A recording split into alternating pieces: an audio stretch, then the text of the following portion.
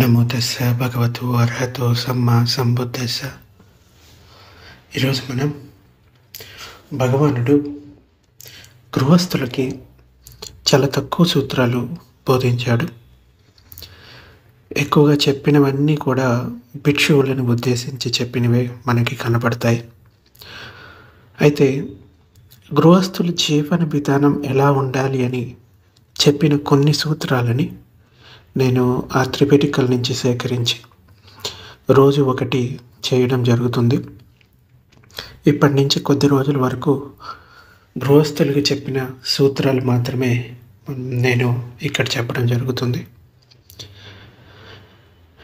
వీటన్నిటిని అర్థం చేసుకొని మీ జీవితంలో ఆచరిస్తారని భావిస్తున్నాం.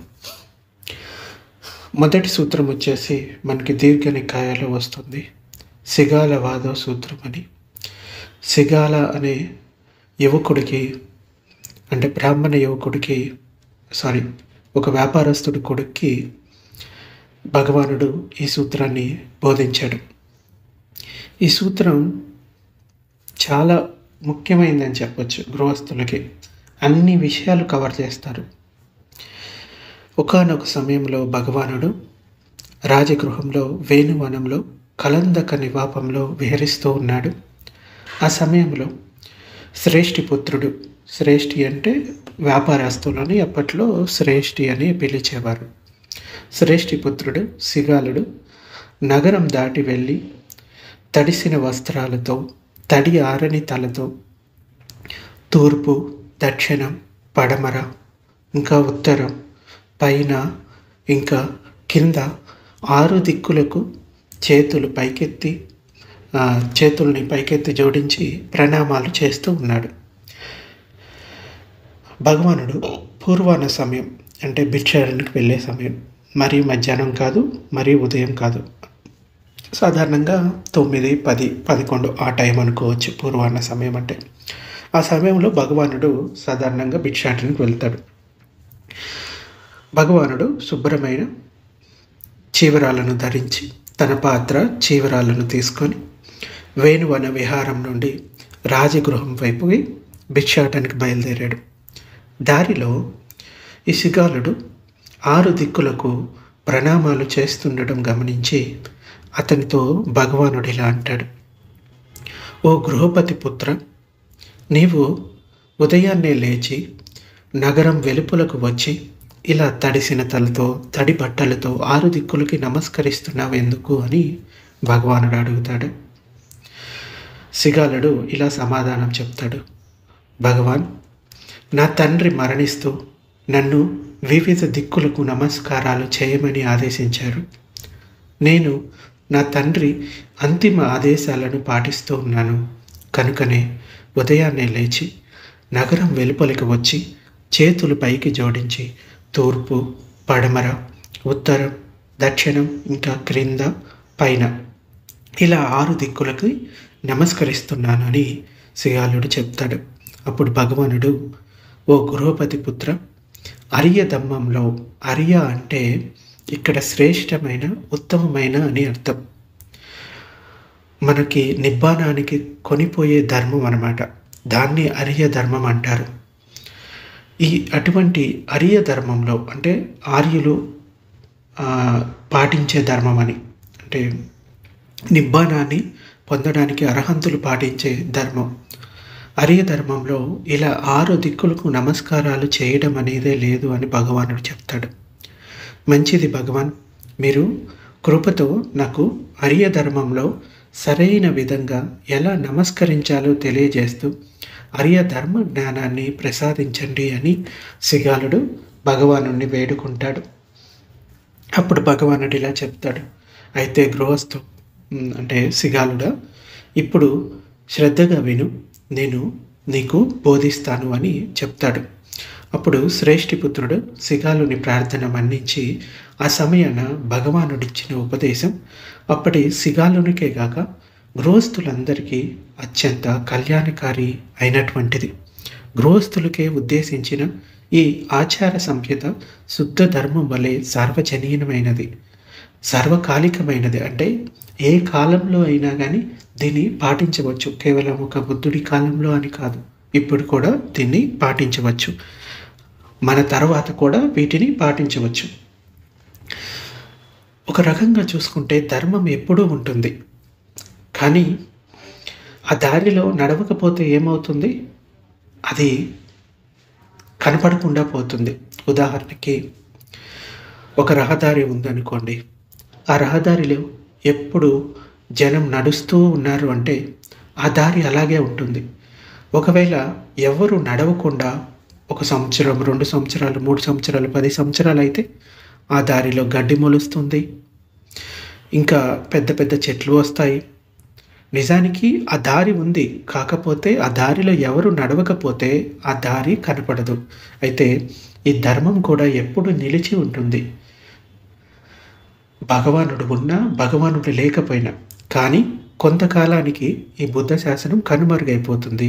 మళ్ళీ ఈ బుద్ధ శాసనం బయటికి రావాలి అంటే సమ్యక్ సంబుద్ధుడు వచ్చి దాన్ని తన లోపల ప్రత్యక్షంగా ఆ జ్ఞానాన్ని పొంది ఆ జ్ఞానాన్ని మిగతా వారికి బోధిస్తాడు.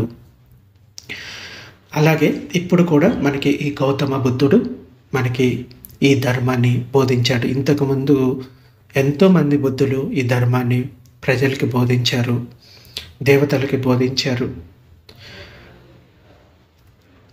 మనకి బుద్ధ వంశం అనే పుస్తకంలో చూస్తే 28 బుద్ధుల గురించి మనకి కనబడుతుంది. ఇంకా అంతకు మించి కూడా ఉండొచ్చు. అయితే ఆనాడు 2600 సంవత్సరాల పూర్వం సిగాలునికి ఇచ్చిన ఈ ఉపదేశం ఎంత శ్రేష్టమైనదో ఈనాటి గృహస్థునికి కూడా అంతే శ్రేష్టమైనది.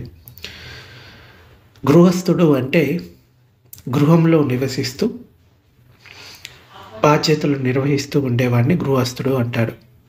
గృహాన్ని వదిలిపెట్టి అనగారిక జీవితాన్ని, అంటే ఎటువంటి ఇల్లు లేని జీవితాన్ని, కప్పు లేని జీవితాన్ని జీవించేవాడు అనగారికుడు, అంటే సన్యాసి.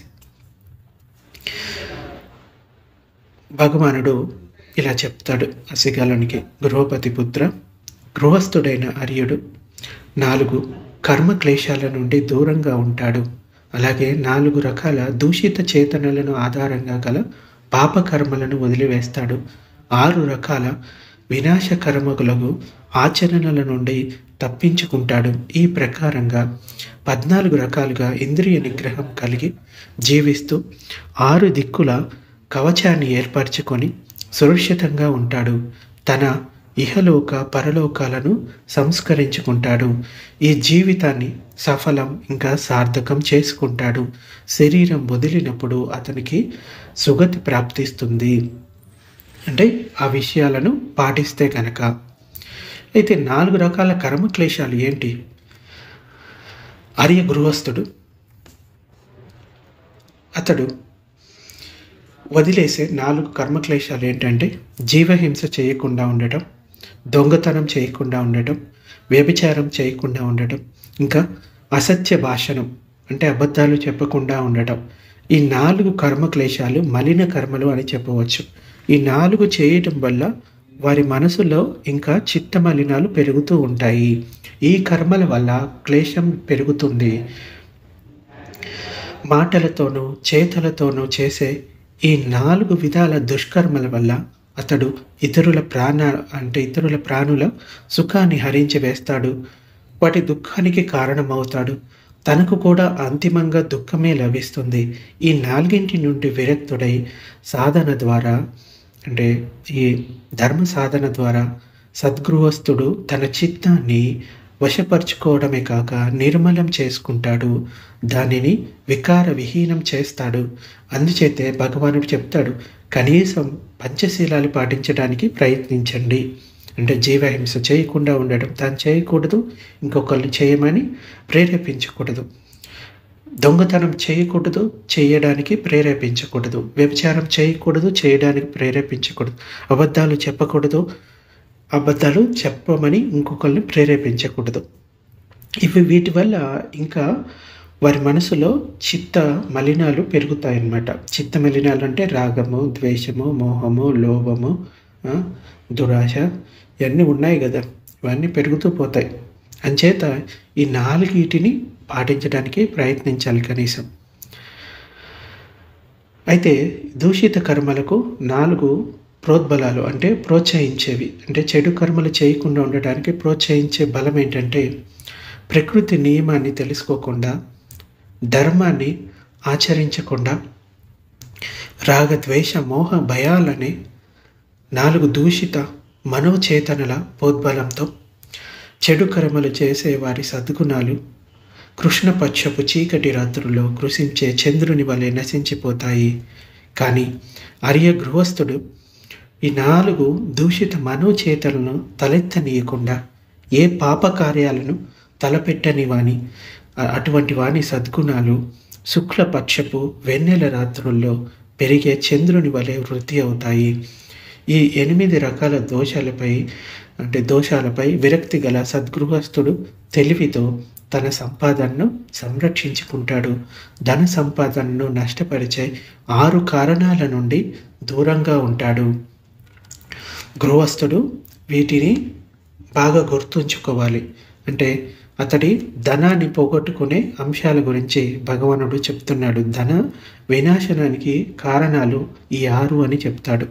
మొదటిది మద్యపానం, రెండవది తిరగకూడని సమయాల్లో సందుల్లో గొంతుల్లో షికారులు చేయడం, మూడవది నృత్యగానాలు ఇంకా తమాషాలలో ఆసక్తి, నాలుగవది జూదం ఆడటం, ఐదవది పాపులతో సాంగత్యం చేయడం, ఆరోది సోమరితనం. ఇవి 6 కూడా వారి ధన సంపదను నష్టపరుస్తాయి. అయితే వివేకవంతుడైన గృహస్థుడు ఈ అలవాట్ల నుండి ధన వినాశనం మరియు స్వపతనానికి, అంటే సొంత పతనానికి కారణాలని గ్రహిస్తాడు. మొదటిది ఏంటి? మద్యపాన వ్యసన పరిణామాలు. వీటి ఫలితాలు ఎలా ఉంటాయంటే, కళ్ళ ముందు చూస్తూనే సంపదలు నశించిపోతాయి ఈ మద్యపాన వ్యసనం వలన. ఇంకా కలహాలు తగువులు పెరుగుతాయి. నానా రకాలైన వ్యాధులకు తలుపులు తెరుచుకుంటాయి. అపకీర్తి పాలవుతాడు. అతని మర్యాద పోతుంది. బుద్ధిహీనుడవుతాడు. ఇంకా రెండవది తిరగకూడని సమయాల్లో సందుల్లో గొంతుల్లో షికార్ల వల్ల వచ్చే పరిణామాలు. తను సురక్షితంగా ఉండడు. రాత్రిపూట ఎక్కడెక్కడో తిరుగుతూ ఉంటే ఏమైనా జరగవచ్చు. రెండవది ఇంటి వద్ద భార్య బిడ్డలు సురక్షితంగా ఉండరు. ధన సంపద సురక్షితంగా ఉండదు. ఎవరో చేసిన పాపానికి తనను అవమానిస్తారు, ఇంకా నిందలు వేస్తారు. వాస్తవంగా అనేక దుఃఖాలకు కారణమైన దుష్కర్మలు కూడా జరుగుతాయి తిరగకూడని సమయాల్లో తిరగడం వలన. మూడవది నృత్యగానాలు, తమాషాల అటువంటి వ్యసనాల వల్ల వచ్చే పరిణామాలు. ఇలా అనుకుంటాడు, ఇవాళ ఎక్కడ పాట కచేరీ ఉంది, ఎక్కడ నృత్యగానం ఉంది, ఎక్కడ వాద్య సంగీత కచేరీలు ఉన్నాయి, ఇంకా తాళ మృదంగ వాయిద్య కచేరీ ఉంది అనే ఆలోచనలతో ఎప్పుడు వ్యాకులత చెందుతూ ఉద్వేగానికి లోనవుతూ ఉంటాడు. నిత్యము పాట కచేరీలు, నృత్యగానాలు, సినిమాలు, ఆటలు, తమాషాలు, నైట్ క్లబ్బుల్లో తిరగడం, ఈ వ్యసనాలు అతని ధనం, ఇంకా అతని శీల చరిత్ర అంటే కీర్తి, ఇంకా ఆరోగ్యం, ఈ మూడింటిని నాశనం చేస్తాయి. నాలుగోది జూదం వల్ల వచ్చే పరిణామాలు. ఒకవేళ గెలిస్తే వైరం కొని తెచ్చుకుంటాడు. ఓడితే డబ్బు పోయిందని దుఃఖాన్ని కొని తెచ్చుకుంటాడు. చూస్తుండగానే కళ్ళెదుటే డబ్బు అంతా కూడా హరించుకుపోతుంది. సమాజంలో అతని మాటను ఎవ్వరూ విశ్వసించరు. మంచి మిత్రులు, సహచరులు అతన్ని తిరస్కరిస్తారు. ఇతడు పిల్లల్ని పోషించలేడు అని ఎవ్వరూ పెళ్లి చేసుకోవడానికి పిల్లనివ్వరు. తర్వాతది పాపులతో స్నేహం వల్ల పరిణామాలు. ఏ మంచి వ్యక్తి ఇతనికి తోడుగా ఉండడు. కేవలం దుష్టులు, వ్యభిచారులు, కాముకులు, పాకుండులు, గూండాలు, ద్రోహులు మాత్రమే అతని సాంగత్యం చేస్తారు. దుర్జనుల సాంగత్యం, సజ్జనుల అసాంగత్యం వల్ల తను కూడబెట్టుకున్న సంపదనంతా పోగొట్టుకొని నానా రకాల దుఃఖాలు కొని తెచ్చుకుంటాడు. అంచేత ఇది చాలా ముఖ్యమన్నమాట, మూర్ఖులకి పాపులకి దూరంగా ఉండటం. తర్వాతది సోమరితనానికి బానిస అవ్వడానికి కారణాలు. దీనివల్ల కూడా తన ధన సంపాదన అంతా పోగొట్టుకుంటాడు. సోమరితనం ఉన్నవాళ్ళు ఇలా ఆలోచిస్తారు, ఈరోజు చాలా చలిగా ఉంది, ఈరోజు చాలా వేడిగా ఉంది, ఈరోజు చాలా ఆలస్యమైంది, ఈరోజు ఇంకా తెల్లవారలేదు, ఈరోజు చాలా ఆకలిగా ఉంది, ఈరోజు ఎక్కువగా తినేశాను అని ఇలాంటి వంకలు వెతికి చేయవలసిన పనిని చెయ్యడు. ఫలితంగా తనకు రావలసిన సంపదను పొందలేడు, ఉన్నదాన్ని పోగొట్టుకుంటాడు. అంటే ఎటువంటి పని చేయకుండా సోమరిగా ఉంటే ఆ ఉన్న సంపద అంతా కూడా ఎంత ఉన్నా కానీ పోగొట్టుకుంటాడు. అయితే భగవానుడు ఇంకా చెప్తున్నాడు, నిజమైన మిత్రునికి గుర్తు అంటే ఎటువంటి వారితో స్నేహం చేయాలి, ఎటువంటి మిత్రులని తెచ్చుకోవాలి. సంపత్తిని నాశనం చేసే పై 6 రకాలలోనూ పాపులతో చేయు దుస్సంగత్యానికి భగవానుడు ఎక్కువ ప్రాముఖ్యతనిస్తాడు. మన సాంగత్యం వల్లే మంచి పెరుగుతుంది, చెడు పెరుగుతుంది. తరచుగా సత్సాంగత్యం దొరకని కారణాన మరియు దుస్సాంగత్యంలో పడటం వలన గృహస్థులు నానా విధాలైన దుఃఖదాయకమైన వ్యసనాలకు బానిసలవుతారు. అందువల్ల మిత్రుని రూపంలో ఉన్న శత్రువులెవరో గుర్తించడం చాలా అవసరం. భగవానుడు ఇలా చెప్తాడు, గృహపతి పుత్ర, ఈ 4 మిత్రుల రూపంలో ఉన్న శత్రువులని గ్రహించాలి. ఎవరు? పరధన హారక మిత్రుడు. ఇలాంటి వ్యక్తి పరుల ధనాన్ని అపహరించే ఉద్దేశంతో మిత్రత్వం చేస్తాడు, అంటే స్నేహం చేస్తాడు. కొద్దిగా ఇచ్చి చాలా రాబట్టాలని చూస్తాడు. నానా రకాల ఇబ్బందులు వచ్చే పనులు చేస్తాడు. తన స్వార్థం కోసం కలిసి ఉంటాడు. తర్వాత వదరబోతు మిత్రుడు, అంటే ఎక్కువగా వాగేవాడు. ఇలాంటి వ్యక్తి ఎందుకు పనికిరాడు, మాటలు మాత్రం చెప్తూ ఉంటాడు. ఒకప్పుడు నీకు సహాయం చేయాలని ప్రాకులాడానని అబద్ధాలు చెప్తాడు. ఎప్పుడైనా అవసరం వస్తే ఈ విధంగా సహాయపడతానని గోరెంతలు కొండంతలుగా చేసి చెప్తూ ఉంటాడు. కానీ వర్తమానానికి సంబంధించి గాలి మేడలు కడతాడు. కానీ నిజంగా అవసరం వచ్చినప్పుడు ముఖం చాటేస్తాడు. ఇటువంటి వారితోటి కూడా స్నేహం చేయకూడదు. పొగిడే మిత్రుడు. ఇలాంటి వ్యక్తి చెడ్డ పనుల్లో కూడా సై అంటే సై అంటాడు, మంచి పనుల్లోనూ సరేనంటే సరే అంటాడు. నీ ముందు ప్రశంసలు, నీ వెనుక నిందలు వేయటం. తర్వాత మిత్రుడు వినాశ సహాయక మిత్రుడు. ఇలాంటి వ్యక్తి మద్యపాన వ్యసనంలో చిక్కుకోవడానికి తోడ్పడతాడు. తిరగకూడని సమయాల్లో సందుల్లో గొంతుల్లో పని లేకుండా తిరగడంలో తోడుంటాడు. ఆటపాటల్లో నిత్యగానాల్లో మునిగి తేలడంలో తోడుంటాడు. ప్రమాదకారి అయిన జూదంలో కూడా ఇతడు తోడు ఉంటాడు. భగవానుడు ఈ పై 4 విధాల వ్యక్తులని మిత్రుని వేషంలో ఉన్న శత్రువు అని గ్రహించి వారి సాంగత్యం శీఘ్రంగా వదిలించుకోవడంలో నీ మంచి ఉంది అంటాడు. ఈ విధంగానే ఈ క్రింది 4 రకాల నిజమైన మిత్రులను తన హితులుగా భావించి వారి సాంగత్యంలో లాభం పొందుతాడు. ఉపకారి అయిన మిత్రుడు. ఈ వ్యక్తి మత్తులో ఉన్న మిత్రుని ఆపదల నుండి కాపాడుతాడు. ఇంకా మత్తులో ఉన్న మిత్రుని సంపాదన కాపాడతాడు. కష్టం వచ్చిన మిత్రునికి శరణు ఇస్తాడు. పని పడినప్పుడు అవసరానికంటే 2 రెట్ల మిత్రునికి సహాయం చేస్తాడు. ఇటువంటి ఉపకారి అయిన మిత్రునితో సాంగత్యం చేయాలి. అప్పుడు మీరు లాభం పొందుతారు. ఇంకా సుఖ దుఃఖాల రెండింటి అందు తోడుండే మిత్రుడు. తన రహస్యాలను మిత్రునికి చెప్తాడు. మిత్రుని రహస్యాలను ఇతరుల వద్ద దాస్తాడు. కష్టాలలో మిత్రుని వదిలిపెట్టడు. అవసరం వచ్చినప్పుడు మిత్రునికై ప్రాణాలైన ఇవ్వడానికి వెనకాడడు. ఇటువంటి మిత్రునితో స్నేహం చేయాలి. ఇంకా శ్రేయోభిలాషి మిత్రుడు. మంచి చెడులను విశ్లేషించు ఈ వ్యక్తి మిత్రుడిని పాపాల బారి నుండి రక్షిస్తాడు. మిత్రుడిని పుణ్యకార్యాల్లో పడేస్తాడు. మిత్రునికి అతడు వినని ధర్మం గురించి చెప్తాడు. మిత్రుడికి సద్గతి ప్రాప్తించే మార్గాన్ని బోధిస్తాడు. ఇంకా 4వది అనుకంప మిత్రుడు. సానుభూతిని చూపించే ఈ వ్యక్తి మిత్రుడు ధనం లేనివాడు అయినప్పుడు సంతోషించడు. మిత్రుడు ధనికుడు అయినప్పుడు సంతోషిస్తాడు. మిత్రుని నిందించిన వాణిని ఆపుతాడు. మిత్రుని ప్రశంసించే వాణ్ణి ప్రోత్సహిస్తాడు. ఈ పైన చెప్పిన 4 రకాల చెడు స్నేహాలు వదిలి 4 రకాల మంచి స్నేహాలు చేయు గృహస్థుడు విపత్తుల నుండి తప్పించుకుంటాడు, సంపన్నుడవుతాడు. అయితే మొదట సిగాలుడు 6 దిక్కులకి నమస్కరించాడు కదా. ఇప్పుడు భగవానుడు చెప్తాడంటే వాస్తవంగా 6 దిక్కులకి నమస్కరించడం అంటే ఏంటి అనేది భగవానుడు చెప్తాడు. సిగాలునికి అరీ ధర్మంలో నిజమైన 6 దిశలకు పూజ చేయడం అంటే ఏంటో అర్థం చెప్పి నేర్పించారు. 6 దిశలను ధర్మపు వస్త్రంతో ఎలా కప్పాలో, ధర్మపూరిక జీవితం జీవించి అన్ని దిశల్లోనూ తన సురక్షణ కవచాన్ని ఎలా సుసిద్ధం చేసుకోవాలో తెలియచెప్పాడు. అసలు 6 దిశలు అనగానేమి? తల్లిదండ్రులకి తూర్పు దిశ, గురువులకు అంటే గురుజనులకు అంటే ఆచార్యులకు దక్షిణ దిశ, భార్య బిడ్డలకు పశ్చిమ దిశ, బంధుమిత్రులకు ఉత్తర దిశ, పాలేరు పని వాళ్ళకు క్రింద దిశ, శ్రమణులకు, ఇంకా బ్రాహ్మణులు. అంటే ఇక్కడ బ్రాహ్మణులు అనే అర్థం ఏంటంటే కులంతో వచ్చిన బ్రాహ్మణ తత్వం కాదు. అర్హంతుల్ని భగవానుడు బ్రాహ్మణ అని పిలిచేవాడు. ఎవరి లోపలైతే రాగద్వేష మోహాలు పూర్తిగా తొలగిపోయాయో అటువంటి వారిని భగవానుడు బ్రాహ్మణ అని చెప్పేవారు.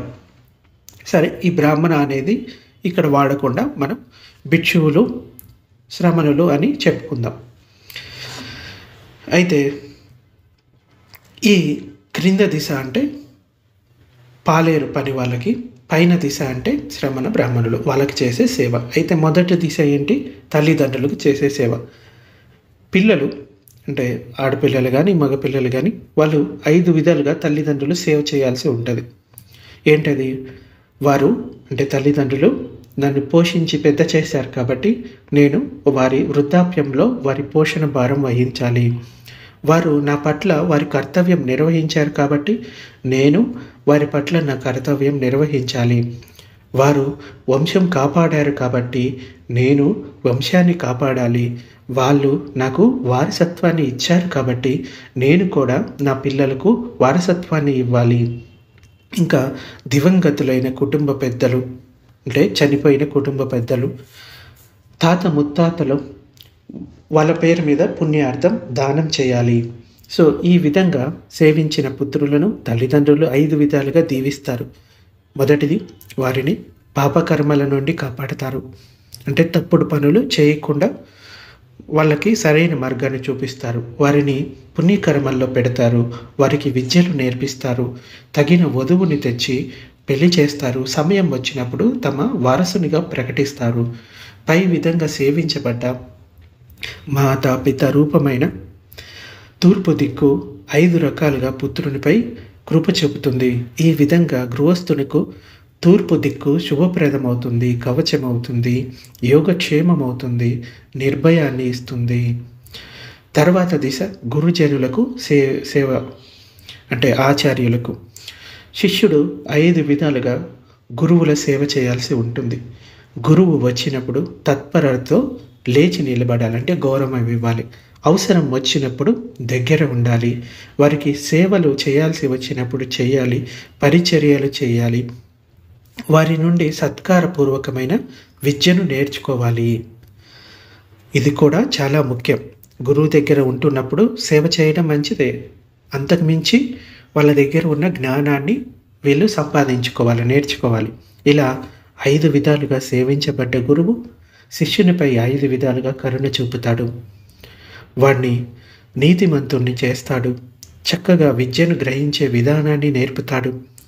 తాము నేర్పిన వృత్తి మరుగున పడకుండా ఆ యోగిని ద్వారా నిలిచి ఉండేటట్టు అందులోని మెలకువలను విశ్లేషించి నేర్పుతాడు. అతన్ని బంధువుల్లో ప్రశంసించి ప్రోత్సహిస్తాడు. అంతటా సురక్షితంగా ఉండగలిగే విధంగా అతనికి అంటే ఆ శిష్యుడికి శిక్షణనిస్తాడు. ఈ ప్రకారంగా 5 విధాలుగా శిష్యునిచే సేవించబడ్డ దక్షిణ దిశ రూపుడైన ఆచార్యుడు అతనిపై 5 రకాలుగా కృప చూపించి దక్షిణ దిశను శుభకరంగాను, రక్షణ కవచంగాను, భయరహితంగాను చేస్తాడు. ఇది 2వ దిశకు చేసే నమస్కారం, నిజమైన నమస్కారం, ఇటువంటి సేవ చేయడం.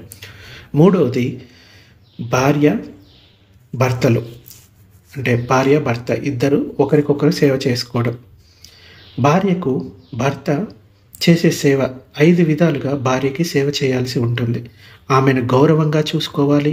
ఆమెను అవమానపరచకూడదు. ఆమెచే వ్యభిచారం చేయించకూడదు. ఆమెకు సంపదను వినియోగించే అధికారం ఇవ్వాలి. ఆమెకు అలంకారానికి కావలసిన వస్త్రాభరణాలు సమకూర్చాలి. ఈ 5 విధాలుగా సేవించబడ్డ భార్య భర్తకి 5 రకాలుగా సహకరిస్తుంది. గృహ నిర్వహణలో సంపూర్ణ కర్తవ్యం వహిస్తుంది. తన వారిని, పని వాళ్ళని బాగా సంతుష్టులుగా ఉంచుతుంది. తాను వ్యభిచారిని కారాదు, అంటే భర్త వ్యభిచారం చేయకూడదు, భార్య కూడా చేయకూడదు. ఇంకా పతి సంపాదించిన ఆస్తిని రక్షిస్తుంది. ఇంటి పనులు సర్వం అలసట లేకుండా చేసుకుంటూ పోతుంది. ఈ 5 విధాలుగా భర్త ద్వారా సేవించబడ్డ పశ్చిమ దిశ రూపమైన భార్య భర్త యందు 5 రకాలుగా ప్రీతి చూపించి, అంటే సంతోషం చూపించి, పశ్చిమ దిశను శుభకరంగాను, రక్షణ కవచంగాను, సురక్షితంగాను, భయరహితంగాను ఉంచుతుంది. తర్వాతది 4వ దిక్కు మిత్రుని సేవ. 5 విధాలుగా మిత్రుని సేవించవాలి. ఏంటది? అతని దగ్గరున్న ధనం కానీ, అంటే సహాయం చేయడంతో, సేవ చేయడంతో, అంటే ఇవ్వడంతో, ప్రియమైన మాటలతో, ఇంకా మేలు చేయడంతో, సమభావం ప్రకటించడంతో, ఆడిన మాట తప్పకుండా విశ్వాసంతో సేవించాలి, అంటే అతన్ని సేవించాలి. పై 5 విధాలుగా సేవించబడ్డ స్నేహితుడు కుటుంబ మిత్రుడైన గృహస్థుడికి 5 రకాలుగా మేలు చేస్తాడు. మత్తులో ఉన్నప్పుడు అతన్ని రక్షిస్తాడు. మత్తులో ఉన్నప్పుడు అతని డబ్బును కాపాడుతాడు. సంకట సమయంలో శరణు ఇస్తాడు. కష్టాలలో తోడు విడవడు. పరివారంలోని అందరినీ ఆదరిస్తాడు. 5 విధాలుగా సేవించబడ్డ ఉత్తర దిశ రూపమైన మిత్రుడు బదులుగా 5 రకాలుగా సహకరించి ఉత్తర దిశను శుభప్రదంగాను, రక్షణ కవచంగాను చేస్తాడు. తర్వాత దిక్కు నౌకరులకు చేసే సేవ, అంటే పని వాళ్ళకి. 5 విధాలుగా యజమాని సేవకుల పట్ల తమ విధులను నిర్వర్తించవలసి ఉంటుంది. ఏంటది? వారికి, అంటే వారి శక్తికి తగ్గ పని అప్పజెప్పాలి యజమానులు. వారికి భోజనం ఇంకా జీతాలు ఇవ్వాల్సి ఉంటుంది. వ్యాధిగ్రస్తుడైన వాడిని రక్షించాలి. ఉత్తమమైన సరసమైన భోజనం పెట్టాలి. వాడికి అవసరమైనప్పుడు సెలవులు ఇవ్వాలి. ఈ 5 రకాలుగా సేవించబడ్డ సేవకులు యజమానికి 5 విధాలుగా సేవ చేస్తారు. మొదటిది, యజమాని కంటే ముందే నిద్రలేస్తారు. యజమాని నిద్రించిన తర్వాత పడుకుంటారు. దొంగిలించకుండా ఇచ్చింది మాత్రమే పుచ్చుకుంటారు. ఇచ్చిన పనిని చక్కగా నిర్వహిస్తారు. యజమాని కీర్తి ప్రతిష్టలు పెంపొందింపజేస్తారు. పై 5 విధాలుగా సేవించబడ్డ క్రింద దిశ రూపులైన సేవకులు యజమానికి 5 విధాలుగా సేవ చేస్తూ క్రింద దిశను శుభప్రదమగును, అంటే రక్షణ కవచంగాను, ఇంకా సురక్షితంగాను, క్షేమపూర్వకంగాను, భయరహితంగాను ఉంచెదరు. 6వది శ్రమణులకు, భిక్షువులకు చేసే సేవ. కుటుంబ పుత్రుడు, అంటే గృహస్థుడు 5 విధాలుగా భిక్షువులకి సేవ చేయాలి. మొదటిది, మైత్రీ భావంతో నిండిన శరీర కర్మలతో, మైత్రీ భావంతో నిండిన వాచిక కర్మలతో, మైత్రీ భావంతో నిండిన మానసిక కర్మలతో, విశాల హృదయంతో వారిని ఆహ్వానించి లోకి ఆవశ్యకాలను, అంటే భిక్షువులు ఉపయోగించుకునే నిత్య అవసరాలు ఉంటాయి కదా, వాటిని పూర్తి చేసి వారి సేవ చేయవలను. పై 5 విధాలుగా సేవించబడ్డ భిక్షువులు లేకపోతే శ్రమణులు 6 విధాలుగా కుటుంబ పుత్రులపై కృప వహిస్తారు. ఏంటది? పాపకర్మల నుండి వారిని కాపాడుతారు. అంటే ఏవైతే పాపకర్మలు చేస్తే దుఃఖాన్ని పొందుతారో అవి చేయకూడదని వారికి బోధిస్తారు. ఇంకా కుశల కర్మని అందు ఉంచుతారు. కళ్యాణ కర్మకు, అంటే మంచి జరుగుగాక, కళ్యాణ కర్మగుగాక అని వారిని దీవిస్తారు. ఇంతకుముందు విని ఉండనటువంటి ధర్మం వినిపిస్తారు. ఇంకా గ్రంథాలలో ఉన్న, అంటే ధర్మాలను అన్వేషించి సమృద్ధి పరుస్తారు. సద్గతికి దారి చూపిస్తారు. అంటే ఎటువంటి పనులు చేయడం వలన వారు సద్గతిని పొందుతారు, అంటే స్వర్గాన్ని పొందుతారో వాటి గురించి చెప్తారు. ఈ 5 విధాలుగా సేవించబడ్డ ఊర్ధ్వ దిశ, అంటే పై దిశ రూపులైన శ్రమణులు ఇంకా భిక్షువులు సద్గృహస్థుని 6 విధాలుగా అనుగ్రహించి పై దిశను శుభప్రదంగాను, రక్షణ కవచంగాను, సురక్షితంగాను, క్షేమపూర్వకంగాను, భయరహితంగాను ఉంచెదరు. సద్గృహస్థుడు ధర్మాచార సంహితను ధారణ చేసి ఈ విధంగా 6 దిశల నుండి భయ విముక్తుడు అవుతాడు. భగవానుని మంగళ ఉపదేశం విన్న ఆ శ్రేష్ఠి పుత్రుడు సిగాలుడు పూర్తిగా తృప్తి చెందాడు. అప్పటి నుంచి ఈ ధర్మానికి, బుద్ధుడికి ఇంకా సంఘానికి శరణు పొంది ధర్మాన్ని ఆచరించడం మొదలు పెడతాడు. సో ఈ విధంగా మనకి భగవానుడు చెప్పిన ధర్మం అప్పుడే కాదు, అంటే ఆయన కాలంలోనే కాదు, ఇప్పుడు కూడా ఉపయోగపడుతుంది.